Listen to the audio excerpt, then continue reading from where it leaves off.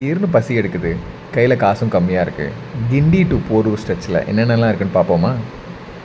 கண்டிப்பாக பெட்ரோல் போகணுன்னா பெட்ரோல் போட்டுக்கோங்க. அப்படியே ஸ்ட்ரைட்டாக போனீங்கன்னா வரும் தான் நம்மளோட ஸ்டார் கேஃபே. கையில் மினிமலாக காசு இருந்தால் கண்டிப்பாக நீங்கள் அங்கே போய் செக் பண்ணுங்கள். அதுக்கு அடுத்தது ஹேடியூட்ஸ். கொஞ்சம் நாமினலான அமௌண்ட் தான், பட் ஸ்டில் நீங்கள் கேட்குறது கிடைக்கும். ப்ரௌனிலேருந்து காஃபி, கேப்புச்சினோ 49 ருபீஸில் கேப்புச்சினோலாம் நான் வாங்கி குடிச்சிருக்கேன். ஸோ அங்கேயும் ட்ரை பண்ணுங்கள்.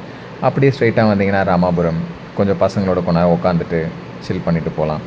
ஸோ 2 பெட்ரோல் பங்க் இருக்குது, நீங்கள் பெட்ரோலும் போட்டுக்கலாம். அப்படியே ஸ்ட்ரைட்டாக வந்தீங்கன்னா டிஎல்எஃப்பில் பார்த்தீங்கன்னா எல்லாேருக்கும் தெரிஞ்சது தான், கண்டிப்பாக உங்களுக்கு கடைலாம் இருக்கும்.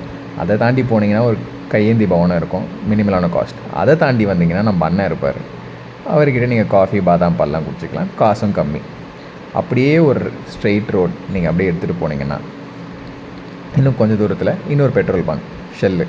அதை தாண்டி நீங்கள் போனீங்கன்னா அதே மாதிரி இட்லி, போண்டா, வடை, அப்புறம் நம்ம ராஜாஸ் கேஃபே. காசு ஓரளவுக்கு இருக்கும், பட் ஸ்டில் கம்மியாக இருந்தாலும் நம்மளால் மேனேஜ் பண்ணிக்க முடியும். அப்படியே ஸ்ட்ரெயிட்டாக போயிட்டே இருந்தீங்கன்னா நம்ம ரெட்டேரியில் வந்து நீங்கள் அப்படியே ஒரு பார்வையை பார்த்துட்டு அப்படியே கிராஸ் அண்ட் பிரிவும் வந்து நீங்கள் போய் பார்த்துட்டு பக்கத்தில் ஒரு ப்ரௌனி ஹெவன் இருக்கும், அதையும் பாருங்கள். கண்டிப்பாக அங்கேயும் நீங்கள் ட்ரை பண்ணலாம், பட் கொஞ்சம் காசு அதிகம். பட் அதை தாண்டி வந்தீங்கன்னா கையேந்தி பவன் இருக்கும், ரொம்ப கம்மி. இப்போ வரைக்கும் நம்ம பார்த்த எல்லா ஸ்பாட்ஸோட லொக்கேஷன் கரெக்டாக இந்த டிஸ்கிரிப்ஷனில் கிளியராக நான் போட்டுடுறேன். எப்போ வேணுமோ நீங்கள் போய் வந்து பாருங்கள், கண்டிப்பாக இது யூஸ்ஃபுல்லாக இருக்கும். தேங்க்யூ.